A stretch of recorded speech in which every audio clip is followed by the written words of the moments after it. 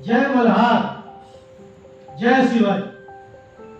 पत्रकारों को देश का चौथा स्तंभ कहा जाता है, लेकिन मूलभूत सुविधाओं से हम ही वंचित हैं। इस सरकार आम जनमानस के बारे में तो सोचती है, कामगारों के बारे में सोचती है, गरीबों के बारे में सोचती है, लेकिन हम देश के चौथे स्तंभ पत्रकारों के बारे में नहीं सोचती है। सांगितलं की मी महाराष्ट्रातील पत्रकार संरक्षण कायदा या विषयावरती पीएचडी केलं। मी गेल्या 22 वर्षापासून पत्रकारिता क्षेत्रामध्ये कार्यरत आहे। कई लोगों को गलत फहमी होती कि जो मैनेजमेंट का काम करते हैं पत्रकारिता में, न्यूज़पेपर में, शाखा में, वो भी अपने आप को पत्रकार समझते हैं, लेकिन इस कानून में स्पष्ट उल्लेख है कि व्यवस्थापकीय काम करने वाला व्यक्ति यह पत्रकार नहीं कहलाता है।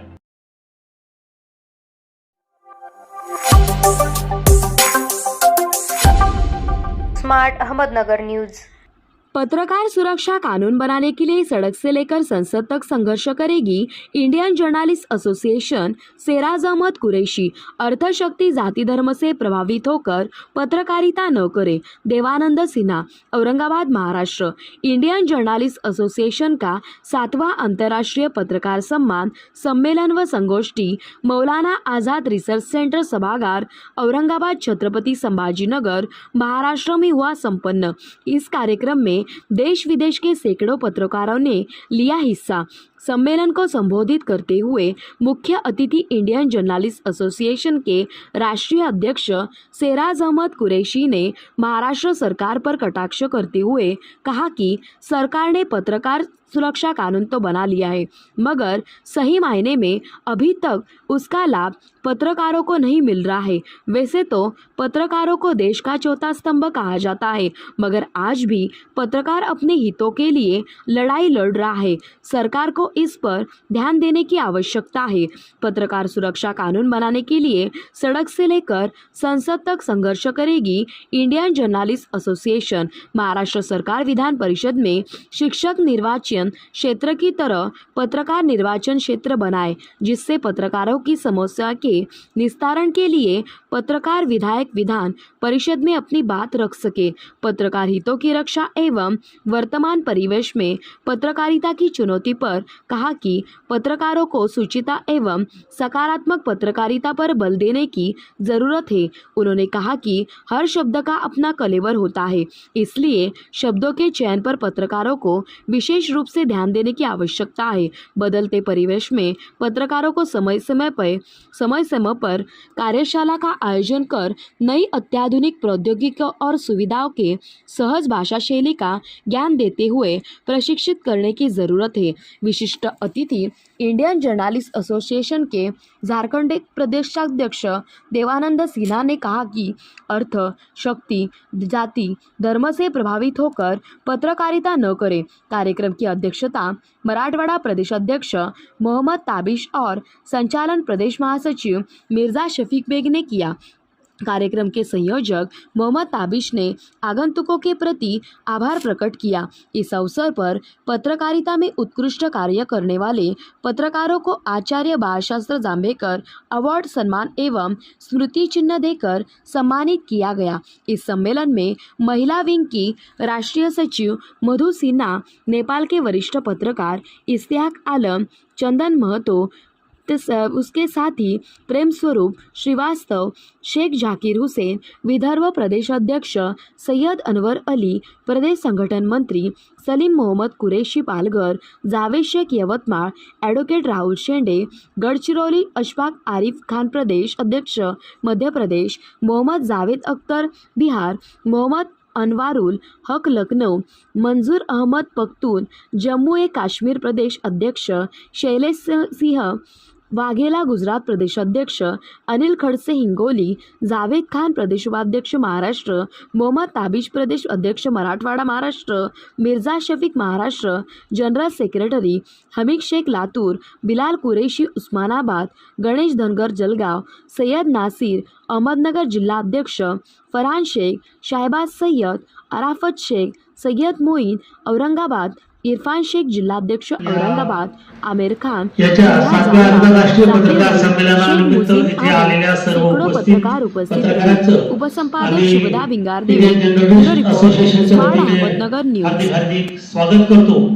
आपण आता मुख्य कार्यक्रमाकडे वळूया. तर मी इथे सन्माननीय मोहम्मद ताबिश मोहम्मद इस्माईल महाराष्ट्र अध्यक्ष औरंगाबाद यांना विनंती करतो की कृपया त्यांनी मंचावर स्थानापन्न व्हावं.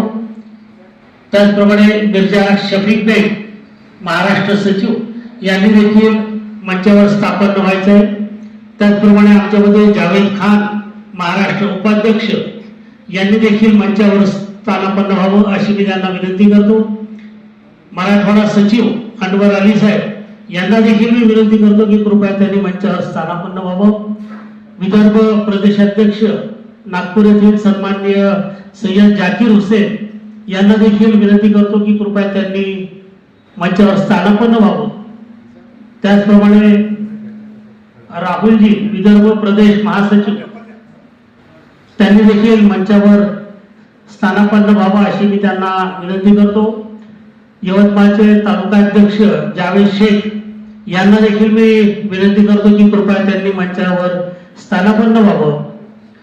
यानंतर शेख इरफान औरंगाबाद जिल्हाध्यक्ष यांनी देखील मंचावर स्थानापन्न व्हावं अशी मी त्यांना विनंती करतो.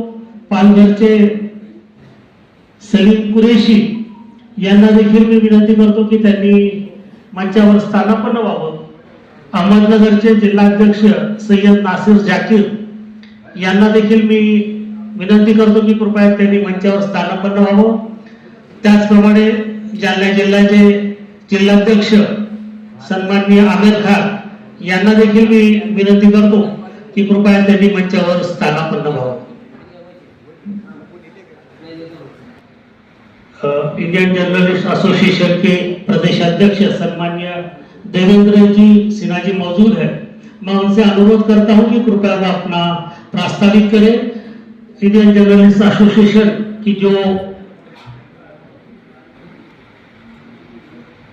कामयाबी के 7 साल है उनके बारे में वो विशद करें. मैं ऐसी उनसे विनती करता हूं.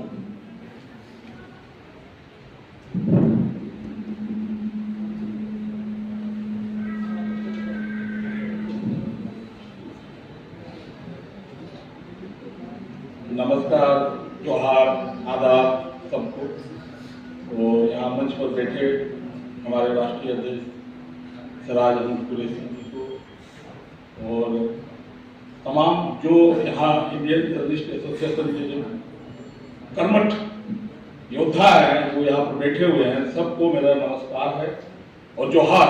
क्योंकि हमारे झारखंडी भाषा में हम लोग जोहार कहते हैं. जोहार हमारा सबसे शुद्ध भाषा होता है क्योंकि मैं झारखंड से हूँ. इंडियन जर्नलिस्ट एसोसिएशन कोई ऐसा आप ये मत समझिए कोई छोटा ऑर्गेनाइजेशन है.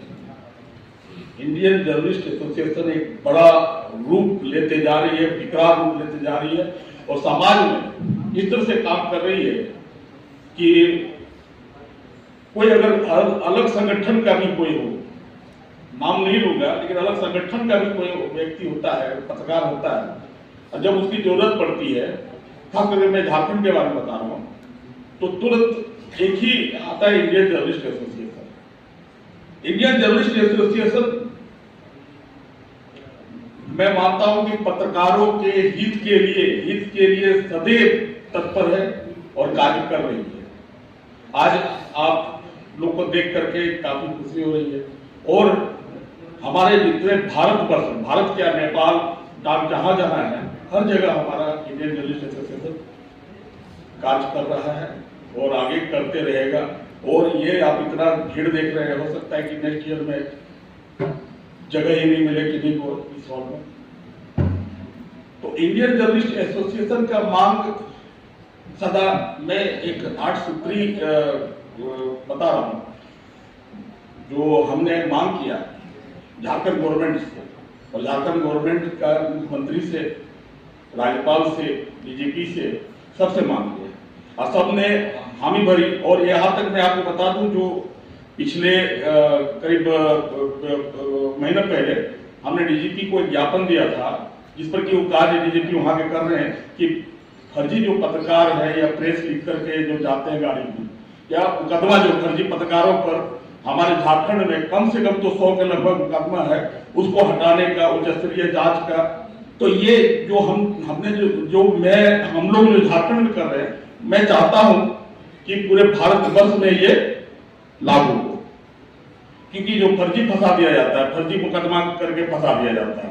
अगर हम बालू माफिया की तरफ जाते हैं, कोयला माफिया की तरफ जाते हैं, लोहा माफिया के अगर न्यूज निकालते हैं तो तुरंत धमकी आ जाता है हमारे पास। तो ये इस पर होना चाहिए। तो हमारा मांग एक तो पत्रकारों का बीमा, चिकित्सा और पेंशन की सुविधा है। मैं महाराष्ट्र सरकार के साथ, झारखंड सरकार के साथ, महाराष्ट्र सरकार और पूरे भारत सरकार से ये मांग करता हूं, क्योंकि बीमा व्यवस्था बहुत सारे स्टेट में लागू हुए हैं, बीमा हुआ है, पेंशन तो नहीं हुआ लेकिन बीमा हुआ है।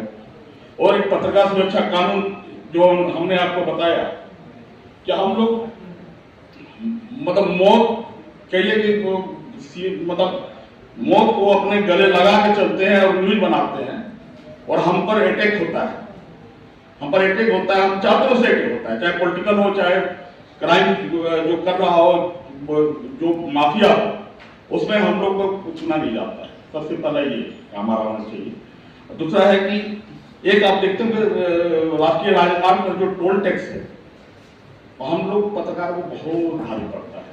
और मैं अपना बता रहा हूँ कि अगर मैं रांची से टाटा जाता हूँ तो 1000 रुपये मेरा टोल टैक्स लगता है, पेट्रोल जलता है 800। तो ये भी हमने, और राष्ट्रीय सचिव हमारे हैं मधु सिन्हा जी ने, हम लोगों ने जाके उपायुक्त से और मुख्यमंत्री हेमंत सोरेन से मांग किया। तो हेमंत सोरेन और मुख्यमंत्री और ये आप उपायुक्त जो है बोले कि हमारे अंडर में नहीं है, ये है राष्ट्रीय जो है हमारे जो है नेशनल के अंडर में। तो पर हम लोग कोशिश करेंगे, हम लोग कोशिश कर रहे हैं पत्रकार। और यह सबसे बड़ा है कि हमारे बीच में बहुत ऐसे पत्रकार हैं जो गरीब हैं, तो हमने वो भी मांग किया। सिर्फ झारखंड में नहीं, मैं झारखंड के एक उदाहरण दे रहा हूं कि आप लोग भी थोड़ा सा हमने ये मांग किया वहां के जो चेयरमैन और मुख्यमंत्री से कि पत्रकारों को सरकारी दर पर आवासीय भूखंड जो है वो आवंटित करना, और आवास निर्माण के जो आवास निर्माण है उसका जो आवासों का जो आवंटित करना, आवास किफायती दर में, मतलब जो आपका जो दर है सरकारी रेट इस पर हमने मांग की। फिर निजी अस्पताल, सबसे बड़ा प्रॉब्लम ये आता है सर कि निजी अस्पताल जो है, निजी अस्पताल में और सरकारी अस्पताल में प्रायोरिटी नहीं दिया जाता है। कोई पत्रकार, जैसे मेरे एक बेजनाथ न्यूज 11 हमारे न्यूज 11 के बहुत सीनियर पत्रकार को मार दिया गया, लेकिन वो 12 घंटा तक लेटा रहा। कोई गाड़ी आई उठा के ले गई, लेकिन जान बचा नहीं। उसके लिए हमने बहुत आवाज उठाया। तो इलाज, अगर स्टार्टिंग इलाज हो जाता पत्रकार को तो वो बच जाता। प्राइवेट में भी उसके पास पैसा इतना नहीं था कि वो प्राइवेट में भी करवा सकता है, सरकारी में उसको नजरअंदाज किया गया, पता नहीं कौन है। तो ये चीज है, हम चाहते हैं कि निजी अस्पताल और पत्रकार के लिए विशेष, ये नहीं करते कि पब्लिक जो है पब्लिक को छोड़कर नहीं, एक जो होता है, एक दायरा होता है, उसके हट करके उसका इलाज किया जाए। ये हमारा फर्जी मुकदमा का वो तो जिस तरह से झारखंड उठा हुआ उस तरह से मैं चाहूंगा कि आप लोग भी थोड़ा उठे, कि बहुत फर्जी पत्रकार, चाहे यूपी हो, चाहे झारखंड हो, बिहार हो, यहाँ हाल ही में मार करके वो जो एमपी में भी मार करके टैंक में डाल दिया गया था, उस पर भी हमने आवाज उठाया। और रेल में पहले था पत्रकारों का कंसेशन था, लेकिन अब नहीं है, अब तो हट गया जब से गवर्नमेंट 2014 से हट गया। वो मैं चाह रहा हूँ वो हो। और सबसे बड़ा ये डिजिटल मीडिया, अब जो डिजिटल मीडिया है और जो वेब पोर्टल है उसके लिए भी हम लोगों ने आवाज उठाया, उसके लिए भी आवाज उठाया कि वो जो है उसका मान्यता सरकार दे, पीआरडी से दे, हम लोग को एक्रीडिटेशन जो है की सुविधा उपलब्ध कराई जाए। ये हमारा मांग 8 सूत्री का था, हमने दिया सर। लेकिन कुछ है कि कुछ पॉइंट पर काम हो रहा है, फर्जी मुकदमे पर काम हो रहा है, उस पर काम हो रहा है। प्रेस जो लिखा झूठ मूठ जो मिलने को तो हर शख्स एहतराम से मिला, पर जो मिला किसी न किसी काम से मिला। तो पत्रकारों के पास हर कोई कहानी लेकर आता है सिन्हा जी।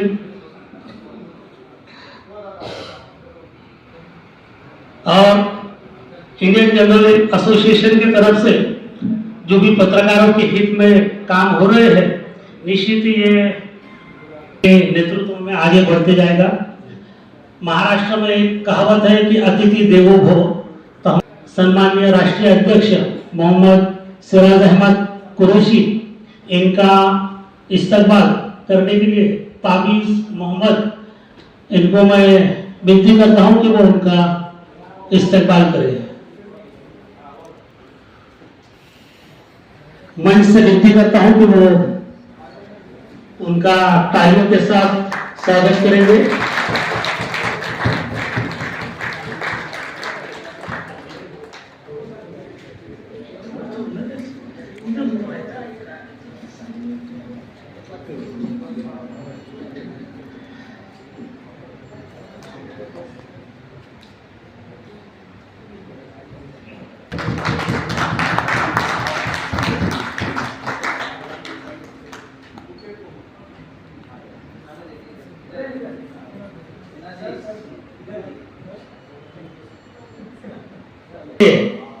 हमारे जालना की महिला पत्रकार निकिता काळे, इनसे विनती करता हूं कि वो मधु सिन्हा मैडम इनका सत्कार करें।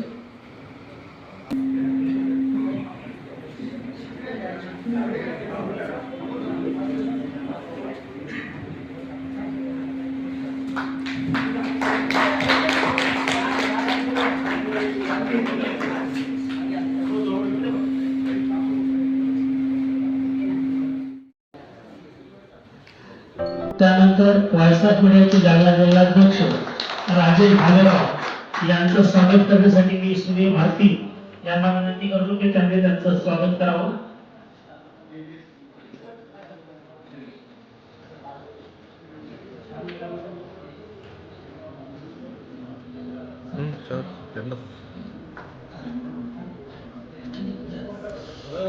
आपल्यामध्ये जालन्याचे जलसंधारण अधिकारी सन्माननीय वाघमारे साहेब आहेत, त्यांचं स्वागत आमिर खान हे करतील।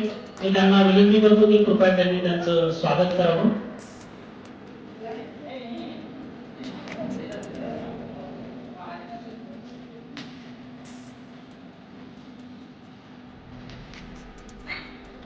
आपल्यामध्ये मोहम्मद ताबिश मोहम्मद इस्माईल साहेब आहेत, महाराष्ट्राचे अध्यक्ष।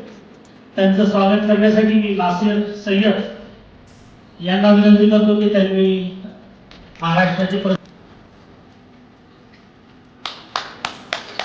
आपल्यामध्ये मिर्झा शफीक बेग महाराष्ट्राचे सचिव आहेत, त्यांचं स्वागत करण्यासाठी मी मुजीब शेख यांना विनंती करतो की त्यांनी मिर्झा शफीक बेग यांचं स्वागत करा। त्यानंतर महाराष्ट्र उपाध्यक्ष जावेद खान हे देखील आपल्यामध्ये उभे आहेत, उपस्थित आहेत।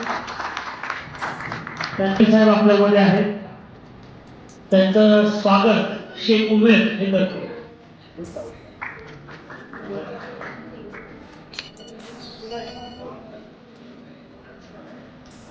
विदर्भ प्रदेश अध्यक्ष सय्यद जाकीर हुसेन आपल्यामध्ये आहेत, त्यांचं स्वागत करण्यासाठी शेख फरहान यांना मी विनंती करतो। प्रदेश अध्यक्ष सय्यद जाकीर हुसेन यांचं स्वागत शेख फरहान करतील। विदर्भ प्रदेश महासचिव राहुलजी जावेद शेख हे पण आपल्यामध्ये आहेत, त्यांचं स्वागत अब्दुल आसिफ हे करतील।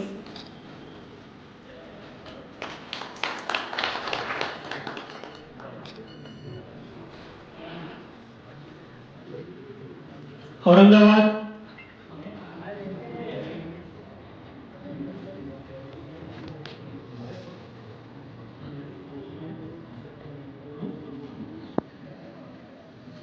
पालघरचे जिल्हाध्यक्ष सय्यद नासिर सय्यद जबीर यांचं स्वागत मदर सौदागर हे करतील।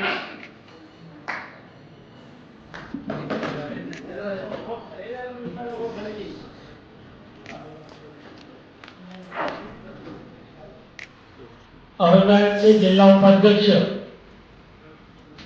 सय्यद जाकीर यांचं स्वागत शेख सलीम करतील. संरक्षण कायद्यासंदर्भातला मी तुम्हाला सांगू इच्छितो की मी महाराष्ट्रातील पत्रकार संरक्षण कायदा या विषयावरती पीएचडी केलोय. माझं थोडक्यात परिचय याच्यामध्ये माझा एज्युकेशन हा बीए बीएमसी चे एमएमसी चे सेट नेट एलएलबी आणि पीएचडी हा आहे. मी गेल्या 22 वर्षापासून पत्रकारिता क्षेत्रामध्ये कार्यरत आहे.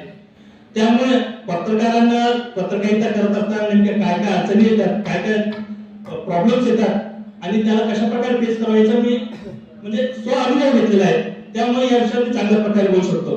त्याचबरोबर मी पत्रकारितेमध्ये प्राध्यापक आहे, तसेच कायद्याचा अभ्यासक देखील आहे. आता जो विषय या ठिकाणी मांडलेला आहे तर मी इतर विषयावरती भाषण न करता फक्त पत्रकार संरक्षण कायदा या संदर्भात बोलेन. सर मराठी समजेल ना तुम्हाला? नहीं हिंदी बोल ठीक है चलेगा. ऐसे भी हमारे राष्ट्रीय स्तर का सम्मेलन है, इस वजह से यहाँ पर जो अतिथि है वो सभी हिंदी भाषी के, उस वजह से मैं हिंदी बोलने का प्रयास करूंगा. वैसे बता दूं कि मैं मराठा होने की वजह से मेरी मातृभाषा मराठी है, लेकिन मेरी जो शिक्षा है वो हिंदी माध्यम से हुई. लेकिन मेरी पत्रकारिता की शुरुआत मेरे पत्रकारिता का आगाज भी मैंने लोकमत समाचार और दैनिक भास्कर जैसे हिंदी अखबारों से ही किया था. लेकिन विगत 15 वर्षों से मैं मराठी पत्रकारिता में कार्यरत हूँ. उस वजह से मराठी ज्यादा बोलनी पड़ती थी, हिंदी बोलने में थोड़ी दिक्कत महसूस होती है. आशा करूंगा कि आप मेरी टूटी फूटी हिंदी को ही समझ लेंगे. हमारे झारखंड के मित्रों ने अब जो काफी महत्वपूर्ण मुद्दा उपस्थित किया था यहाँ पर, वो था पत्रकार सुरक्षा कानून का. मैं आपको बता दूं कि महाराष्ट्र में देश में महाराष्ट्र एक मेव ऐसा राज्य है जिसने सबसे पहले पत्रकार सुरक्षा कानून लागू किया. लेकिन यूं सरकार के मन में आ गया और सरकार ने पत्रकार सुरक्षा कानून लागू कर दिया, ऐसा नहीं हुआ. तो ये पत्रकार सुरक्षा कानून लागू करने के लिए, इस मांग को पूरी करने के लिए विविध प्रकार की पत्रकार संगठनों को आंदोलन करने पड़े. कई साल आंदोलन किए, ज्ञापन दिए, मोर्चे निकाले, रैलियां निकाली, कुपोषण तक किया और उसके साथ ही कानूनन लड़ाई देखिए लड़ी गई, जिसका फलस्वरूप महाराष्ट्र में 8 नवंबर 2019 को महाराष्ट्र में पत्रकार सुरक्षा कानून लागू हुआ. यहाँ मौजूद अब तो अतिथिगण तो बाहर से आए हुए, लेकिन महाराष्ट्र के मेरे काफी पत्रकार मित्र हैं. मैं उनसे एक सवाल पूछना चाहता हूँ. आप लोग पत्रकारिता करते समय विभिन्न प्रकार के कानूनों का अभ्यास करते हैं, विभिन्न प्रकार के कानून का उपयोग करते हैं पत्रकारिता करते समय.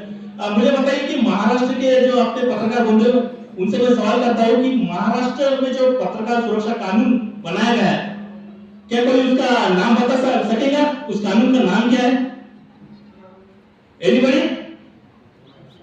कोई भी नहीं. सर जी काफी खेद के साथ कहना पड़ेगा कि शोकांति का ये खेद है कि अपनी सुरक्षा के लिए जो कानून है, हम लोगों को उस कानून का नाम तक नहीं पता. जब नाम नहीं पता तो उसमें जो कुछ अमेंडमेंट किए गए, जो कुछ है वो उसके बारे में हमें क्या पता चलेगा? जब हमें उसकी पता ही नहीं तो उस कानून का उपयोग कैसे करेंगे? अपने ऊपर जो अन्याय होगा, हमला होगा तो उसके खिलाफ हम आवाज कैसे उठाएंगे? तो इसलिए सभी को मेरी विनती है कि कृपया आप सभी लोग महाराष्ट्र पत्रकार सुरक्षा कानून का अध्ययन करें. मैं अतिथियों से भी कहूंगा कि आप अपने राज्यों में जो पत्रकार सुरक्षा कानून की मांग कर रहे हैं तो उसके लिए आप महाराष्ट्र के पत्रकार सुरक्षा कानून का भी अध्ययन करें, जो आपके लिए आने वाले समय में काफी फायदेमंद हो सकता है. साथ ही साथ मैं तो यह मांग करूंगा कि आप अन्य राज्यों की मांग करने की बजाय इंडियन जर्नलिस्ट एसोसिएशन एक राष्ट्रीय स्तर का पत्रकार संगठन है, तो मैं अध्यक्ष महोदय सेरा सर है उनसे अनुरोध करूंगा कि आप केंद्र से मांग कीजिए कि केंद्र में ही पत्रकार सुरक्षा कानून बनाया जाए और महाराष्ट्र सुरक्षा कानून जो है, महाराष्ट्र पत्रकार सुरक्षा उसकी तरफ केंद्र पर ही बना दिया जाए, ना कि राज्यों के. बल्कि केंद्र का यह कानून हो तो राज्यों की जरूरत नहीं पड़ेगी विभिन्न प्रकार के कानून बनाने की. केंद्र का ये एक अपना सेंट्रलाइज एक्ट होना चाहिए. उसके लिए तो अपने संगठन के माध्यम से एक लड़ाई शुरू कीजिए. हम सभी पत्रकार के साथ में रहेंगे. थोड़ा सा एक महाराष्ट्र पत्रकार सुरक्षा कानून जो है उसकी रूपरेखा आपको शॉर्ट में बता दूं सर. इस कानून का नाम है महाराष्ट्र प्रसार माध्यमातील व्यक्ती आणि प्रसार माध्यम संस्था हिंसक कृत्य व मालमत्तेचे नुकसान किंवा हानी यांना प्रतिबंध अधिनियम 2017. महाराष्ट्र में 8 नवंबर 2019 से यह कानून लागू किया गया है. और यह कानून कुछ काफी लंबा चौड़ा नहीं है, काफी छोटा सा, काफी प्रभावी, काफी अच्छा कानून है। सर आपको बताऊंगा मैं कि इसमें सिर्फ 9 सेक्शन है, 9 कलम है। जैसे हम कोई भी खबर लिखते हैं, कुछ सरकारी योजना के बारे में लिखते हैं कि 5 कर्मी कार्यक्रम, 6 कर्मी कार्यक्रम, उसी प्रकार ये सुरक्षा कानून अपने को पढ़ना है, सीखना है, आत्मसात करना है। तो इसके लिए एक सोपा उपाय है कि 9 कर्मी कार्यक्रम, जिसमें पूरा ये पत्रकार सुरक्षा कानून समाया हुआ है। इसकी कलम जो पहली है, पहली सेक्शन में इस कानून का शीर्षक बताया गया है कि इसका कानून का नाम क्या है। जैसे मैंने आपको पहले बताया कि महाराष्ट्र प्रसार माध्यमातील व्यक्ती आणि प्रसार माध्यम संस्था हिंसक कृत्य मालमत्तेचे नुकसान किंवा हानी यांना प्रतिबंध अधिनियम 2017 इस कानून का नाम है। साथ ही सेक्शन नंबर 2 में इस कानून की व्याख्या दी गई। उसी के बाद सेक्शन नंबर 3 में इस कानून के जो निकल दिए गए कि इस कानून के तहत अगर गुनाह दाखिल करना है, अपना दर्ज करना है, तो उसके निकष क्या होना चाहिए, वो पत्रकार कौन होना चाहिए, प्रिंट मीडिया का हो, इलेक्ट्रॉनिक मीडिया हो, उसके निकष क्या है। इसमें जो मतलब वास्तविक तौर पर फिल्म जर्नलिस्ट है, जो खबरें लाने का काम करता है, संपादन का काम करता है, उसी को इसमें पात्र किया गया। कई लोगों को गलत फहमी होती है कि जो मैनेजमेंट का काम करते हैं पत्रकारिता में, न्यूज़पेपर में, किसी अखबार में, वो भी अपने आप को पत्रकार समझते हैं। लेकिन इस कानून में स्पष्ट उल्लेख है कि व्यवस्थापकीय काम करने वाला व्यक्ति यह पत्रकार नहीं कहलाता है। तो उस पर यदि कोई हमला होता है, कुछ होता है, तो वो पत्रकार सुरक्षा कानून के तहत अपात्र है पूरा कानून में। उसी के बाद सेक्शन नंबर 4 पर हम आते हैं, तो इसमें शिक्षा का प्रावधान है। सचिन मैं आपको बताऊं कि इस कानून के तहत अगर कोई दोषी पाता है तो उसे 3 साल की कैद या 50,000 रुपए का जुर्माना, या दोनों भी 3 साल की कैद और 50,000 रुपए का जुर्माना, ये दोनों भी सजा मिल सकती है। उसी के बाद इसके सेक्शन नंबर 5 में अगर हम आए तो इस सेक्शन नंबर 5 में जो है, तो इस कानून के तहत जो गुनाह दाखिल होता है उसके जो जांच अधिकारी होते हैं, इन्वेस्टिगेशन ऑफिसर, उसके बारे में बताया गया है। इस प्रकार का अगर कोई गुनाह दाखिल होता है, कोई अपराध दर्ज होता है, तो उसका इन्वेस्टिगेशन डीवाईएसपी या एसीपी रैंक का अधिकारी कर सकता है। उससे नीचे के अधिकारी, उससे कम दर्जे का अधिकारी इस मामले की जांच नहीं कर सकता है, जिससे इस मामले में पीड़ित पत्रकार को न्याय मिलने की अपेक्षा काफी ज्यादा हद तक बढ़ जाती है। उसी के बाद इस कानून की सेक्शन 6 में बताया गया कि इस अपराध का स्वरूप क्या है। तो यह अपराध दखल पात्र है, कॉग्निजेबल है, नॉन कॉग्निजेबल नहीं, साथ ही साथ अजामीन पात्र है। इसमें गैर जमानती अपराध है। इसमें अगर गुनाह दाखिल होता है तो अपराधी को जमानत नहीं मिलती है, गैर जमानती अपराध है। उसी के साथ इसके सेक्शन नंबर 7 में अगर आ जाए हम, तो सेक्शन नंबर 7 में इसकी शिक्षा का प्रावधान है। जैसे मैंने आपको पहले बताया कि 3 साल की कैद और 50,000 रुपए जुर्माना, या दोनों भी 3 साल की कैद और 50,000 रुपए जुर्माना दोनों भी हो सकता है। साथ ही इस सेक्शन की जो सब सेक्शन है उसमें अगर किसी पत्रकार पर हमला होता है, किसी दफ्तर पर हमला होता है, तो उसका जो नुकसान होता है, उस नुकसान की जो भरपाई है, उसका दावा देखिए हम दाखिल कर सकते हैं इस कानून के तहत। साथ ही साथ अगर पत्रकार के ऊपर हमला होता है, उसको जो जख्मी होता है, तो उसके जो हॉस्पिटल का खर्च होता है, जो मेडिक्लेम, वो क्लेम भी हम उस आरोपी से वसूल कर सकते हैं। यह प्रावधान इसमें किया गया है। यहाँ अभी मराठी भाई ने जो कहा है पत्रकारों के बारे में कि वो अपना कानून नहीं जानते हैं और जो दूसरों के कानून के बारे में जागरूक करते हैं, लेकिन खुद का कानून नहीं जानते हैं, ये वाकई में चिंता का विषय है। वहीं झारखंड के बारे में मैं क्या बोलूं, मेरे साथी ने सब कुछ बता दिया आसूची मांगों को लेकर। मैं ज़्यादा कुछ नहीं बोलूँगी, बस इतना ही कहूँगी कि हमारे जो राष्ट्रीय अध्यक्ष के नेतृत्व में ये संगठन लगातार पत्रकार सुरक्षा कानून को लेकर मांग कर रही है। जो पत्रकार बंधु दिन हो या रात हो, टाइम नहीं देखते, समय नहीं देखते, जगह नहीं देखते, निर्भीक होकर अपना कार्य करते हैं और हमारे साथ दुर्घटनाएं होने का आशंका रहती है। तो हम सरकार से, खास करके केंद्र सरकार से, पत्रकार सुरक्षा कानून का जल्द से जल्द लागू करने का मांग करते हैं। वही टोल टैक्स की बात हुई, सही है, टोल टैक्स दिन ब दिन उसका बढ़ता जा रहा है प्राइस। एक जगह से दूसरी जगह हमें पत्रकारों को न्यूज संकलन करने के लिए जाना पड़ता है, एक जिला से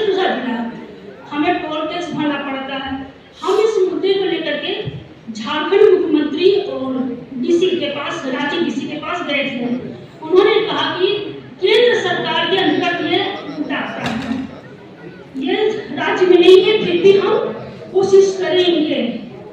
तो उनका ये आश्वासन था, लेकिन ये भी केंद्र सरकार के अंदर आता है, तो केंद्र सरकार से भी हम यहाँ से मांग कर रहे हैं कि हमें राजमार्गों में टोल टैक्स की सुविधा प्रदान की जाए। और तीसरा मैं ये कहूँगी कि हम पत्रकारों के ऊपर फर्जी मुकदमा जो आए दिन लागू करते हैं, लोग डरा देते हैं, कोई अपना दुश्मनी निकालने के लिए, कोई अपना कमी को छिपाने के लिए हम पर फर्जी मुकदमा लगा देते हैं। तो हम चाहेंगे, हमने झारखंड सरकार से मांग की थी डीजीपी जाकर के, डीजीपी के यहाँ कि फर्जी मुकदमों का जांच हो उच्च स्तरीय पर, उसका एक कमेटी गठन करें और हमारी जो फर्जी मुकदमा है उसे रद्द किया जाए। तो हम यहाँ से भी केंद्र सरकार को, राज्य सरकार को ये कहेंगे कि जो पत्रकारों में फर्जी मुकदमा है उसे रद्द होना चाहिए। जो हमारी दुश्मनी दिखाने के लिए लोग अक्सर लड़ा दिया करते हैं। तो हमारे यहाँ झारखंड में डीजीपी ने इस मुद्दे पर एक्शन लिया था, लातेहार में, रांची में, कि जो फर्जी मुकदमा है उस पर हम उच्च स्तरीय जांच करवाएंगे। और मैं क्या बोलूँ, सभी भाइयों ने, बंधुओं ने अपने हिसाब से कहा, बस इतना कहूँगी कि इस 7वां अंतर्राष्ट्रीय सम्मेलन में, महासम्मेलन में हमें आमंत्रित करके इज्जत अफजाई के लिए शुक्रिया, धन्यवाद। बसायची कृपा करावी। यांचा सत्कार लगेच आमिर भाई हे जालनाचे जिल्हा अध्यक्ष हे करतील।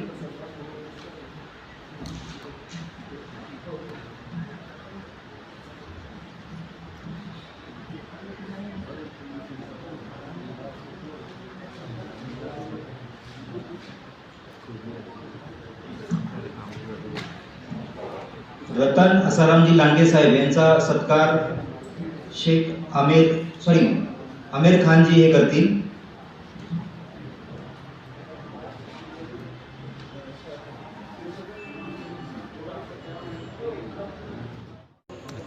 सबसे पहले क्योंकि जिनको जाना था वो चले गए, और जो हमारी बातों को सुनना चाहते हैं या मेरे संगठन के बारे में जानना चाहते हैं, इन सब बातों के पहले मैं आज औरंगाबाद घूम रहा था, एक चीज हमको अच्छी लगी, मैं उसी बात से स्टार्ट करता हूँ। मैंने एक चीज पढ़ा, जय मल्हार जय शिवाजी। इसके बारे में मैंने पूछा, तो मैंने सोचा कि अपनी स्पीच का आगाज भी जय मल्हार और जय शिवाजी के नाम से ही मराठवाड़ा की इस धरती पे औरंगाबाद में आए हुए सभी ऊर्जावान पत्रकार साथियों का सबसे पहले तो हम इंडियन जर्नलिस्ट एसोसिएशन राष्ट्रीय कमेटी, मराठवाड़ा कमेटी की जानिब से आप सभी लोगों का इस्तकबाल करते हैं, जो आप सभी लोग अपने बहुत ही कीमती वक्त को यहाँ पे दिया। समय दिन का होना चाहिए, लेकिन इन लोगों ने चूज किया रात का, क्या गलत था? मैंने कहा था, मैंने पहले भी कहा था इन लोगों से, कुछ चूक हुई, नए लोग हैं, ठीक है, सुधार होगा। हमारे अंसारी साहब ने भी कई बातें कही, पाटिल साहब ने भी बातें कही, लेकिन कुछ बातें मैं भी कहना चाहता हूं। जैसा कि पत्रकारों के बारे में और पत्रकारिता के बारे में हमारे कई साथियों ने अपनी बातों को बहुत गंभीरता से रखा, तो ये मैं कहने में कोई बुराई नहीं समझता हूं कि हमको कुछ बातें समझ में आई, क्योंकि वो मराठी लैंग्वेज थी, कुछ बातें समझ में आई और कुछ बातें नहीं समझ में आई। लेकिन मैं अपनी भाषा में हिंदी में मैं बता रहा हूं कि पत्रकारों को देश का चौथा स्तंभ कहा जाता है, लेकिन यह बहुत ही विचारणीय प्रश्न है कि हम लोगों को कहने को चौथा स्तंभ कहा जाता है, लेकिन मूलभूत सुविधाओं को से हम ही वंचित हैं। हम दूसरे की मूलभूत सुविधाओं को अपनी लेखनी के माध्यम से उजागर करते हैं शासन और प्रशासन तक। उनको मुद्दा बनाते हैं। सरकार की कार्य योजना तैयार करने में पत्रकारों की बहुत महत्वपूर्ण भूमिका होती है, लेकिन ये बहुत गंभीर विषय है कि सरकार आम जनमानस के बारे में तो सोचती है, कामगारों के बारे में सोचती है, गरीबों के बारे में सोचती है, लेकिन हम देश के चौथे स्तंभ पत्रकारों के बारे में नहीं सोचती है। ऐसा क्यों है? यह भी एक बड़ा हिस्सा है। सिर्फ हम सरकार के ऊपर इस बात को नहीं थोपेंगे, इसमें कहीं ना कहीं हमारी भी कमियां हैं। वो कमियों पे हमको विचार करने की आवश्यकता है। कैसी क्या कमियां हैं हमारे अंदर कि सरकार हमारी बातों को हमारी लेखनी के माध्यम से जो हम मुद्दे उठाते हैं आम जनमानस के, उस पर ध्यान देती है, लेकिन हम पत्रकारों को ही नहीं ध्यान देती है। चार लोगों के बीच में बैठा हुआ एक जनप्रतिनिधि जिसकी बातों को हम लिखते हैं और वो नेता बनता है, नेता से जनप्रतिनिधि बनता है, यानी खासदार आमदार आप लोग यहाँ कहते हैं जिसको। लेकिन जब वो खासदार आमदार बन जाता है तो वही व्यक्ति हम पत्रकारों के बारे में नहीं बोलता है। पत्रकारों की सुरक्षा की बात आती है तो सबसे पहले एकता की बात आने लगती है, अपने ही में बातें उठने लगती है, संगठनों की एकता की बात आने लगती है। भाई बात पत्रकारों की एकता, संगठन की एकता की क्यों हो रही है? ये तो सरकार का विषय है। हम चौथे स्तंभ है, हमको मूलभूत सुविधाएं क्या दिया है सरकार ने, ये सोचने का विषय है। इसके साथ साथ समय बहुत ज्यादा है, हो चुका है, लेकिन मैं कुछ बातों को रखना चाहता हूं।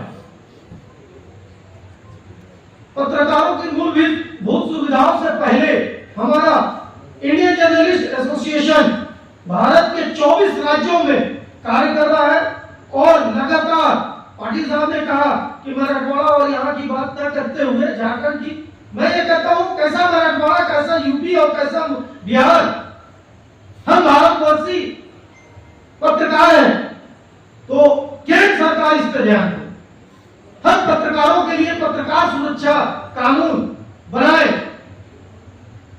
पत्रकार अधिनियम बनाए जिसमें विस्तृत गहन विचार विमर्श हो, उसमें पत्रकारों से भी विचार विमर्श करने के बाद उसमें क्या क्या चीजें होनी चाहिए, उनकी सुरक्षा को लेकर कौन कौन से मानक बनाए जाने चाहिए, इस मानकों के लिए ऐसा नहीं कि सरकार अपने से बैठ के डिसाइड कर ले।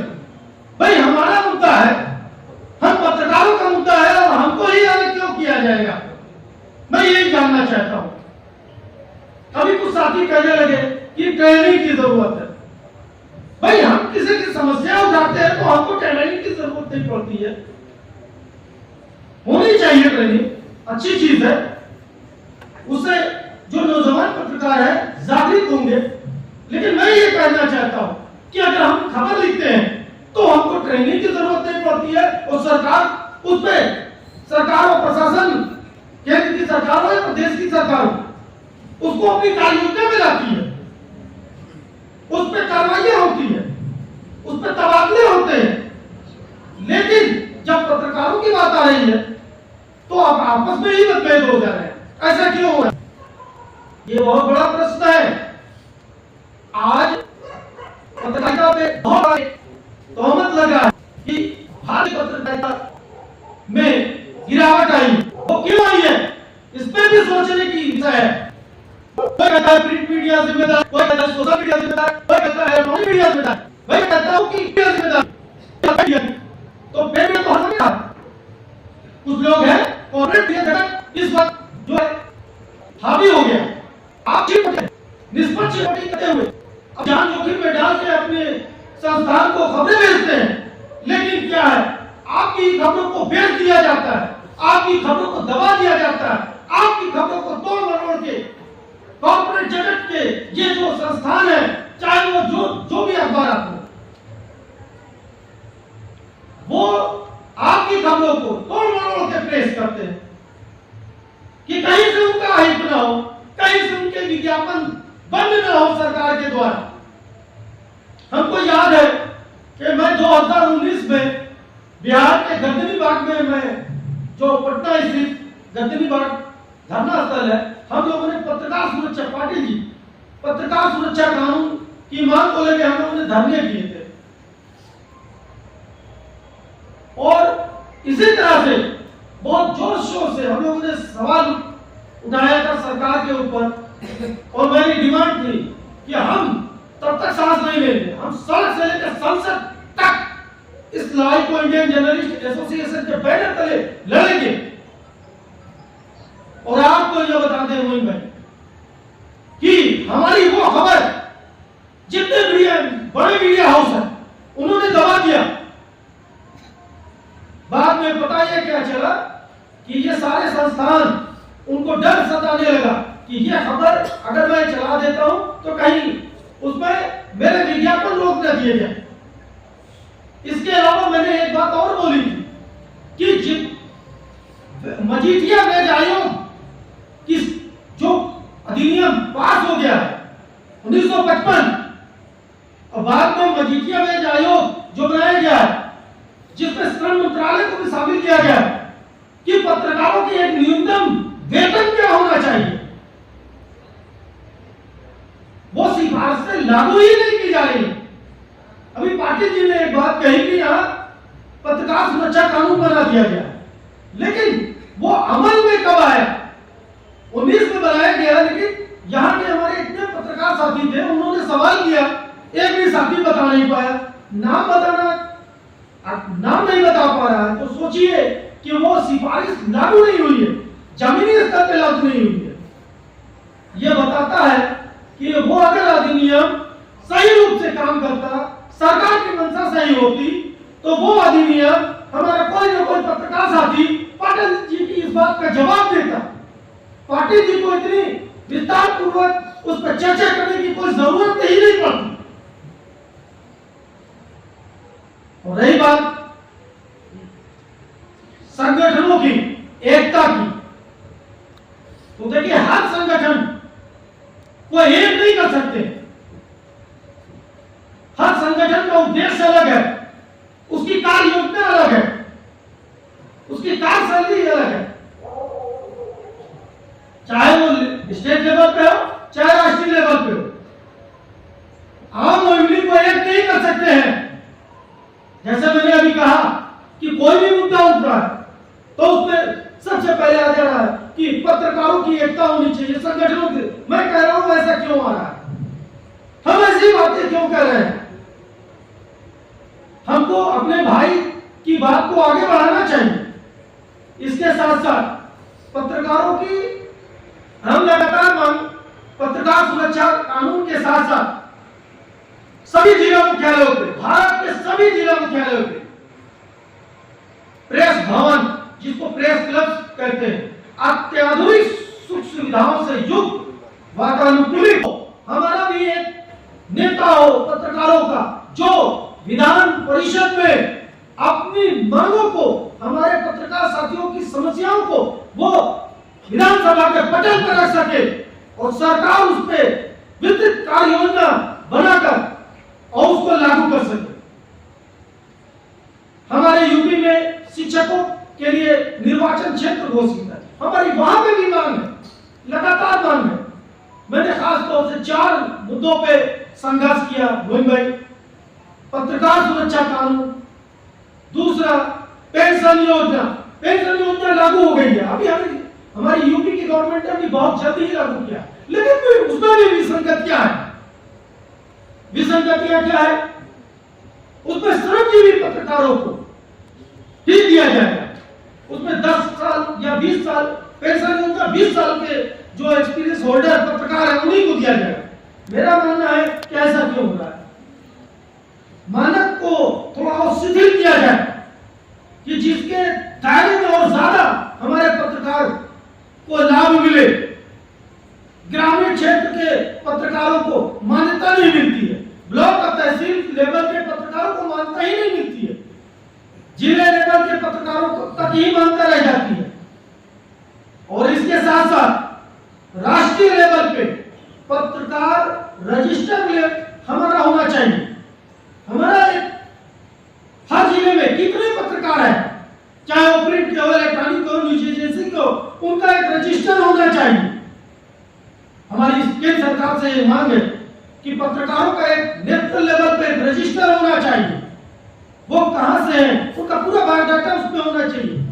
क्यूआर कोड से स्कैन करके खर्च से वो उनका डाटा मिल जाए, कोई उनको प्रताड़ित न करे। फर्जी मुकदमे में फंसाया जा रहा है, फर्जी मुकदमे में फंसाया क्यों फंसाया जा रहा है?